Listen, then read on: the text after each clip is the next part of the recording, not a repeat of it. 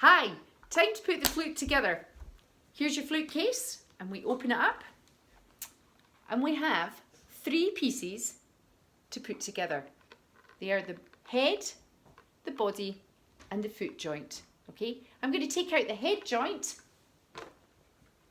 and you'll see that there are no keys on this part of the flute. Okay, just make note that this is very fine metal and can bend very easily, so be very careful with this.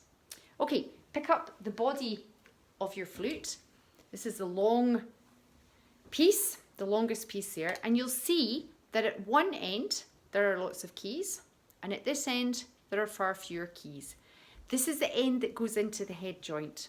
Okay, now the rods, which are the long pieces that hold the key work onto the flute, also made of very soft metal, so we really want to avoid gripping the flute like this because we're likely to bend them.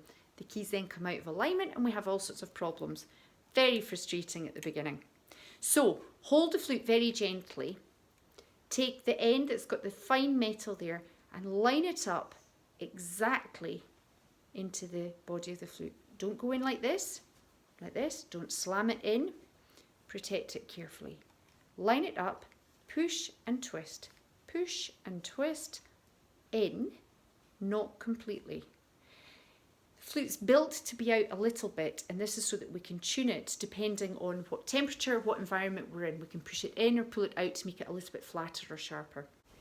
You want to have it out about 1/2 centimetre, okay, and then you can adjust it as time goes in. Now the way that we line it up is that we look along the flute, look right along the key work, and make sure that the key work here is in line exactly with the tone hole there, the embouchure hole.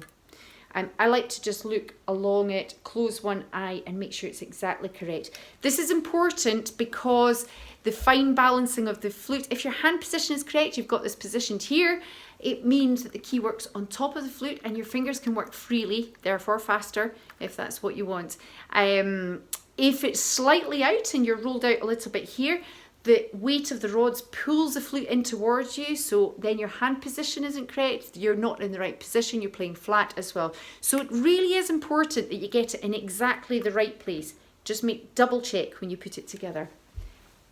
Pick up your foot joint. Here it is, little one at the end. There's an end that's got levers here, and then an end that's got very few keys on it. The end with the levers goes into the flute, and again, very fine metal at the end of the flute. Okay, I'm going to hold on to it here beyond the key work so that again we're not putting pressure on the keys. Line up straight and push and twist backwards and forwards. This one goes snug into the body of the flute. Okay, right in there. Okay, and how we position the foot joint will depend on the length of your pinky, because your pinky is going to operate all these keys here.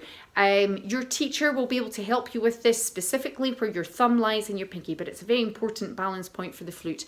To begin with, I suggest that you put the end of the rod halfway along the bottom key, like so there, and then we can adjust it as we go. It's a good place to start. Okay, so that's your flute together. It's worth taking a bit of time. Don't force them together. Take your time on it and your flute will last you for a very long time. Make sure when you take it apart, you just do it in reverse. Pull, twist, gently put it back in. It's very precious. Look after it. Head over to watch my other video clip, which will tell you exactly where to put the fingers for optimum work. And that will also help you with where to position your pinky so it's just right for your fingers, for the length of your fingers, to make you the best flute player you can be.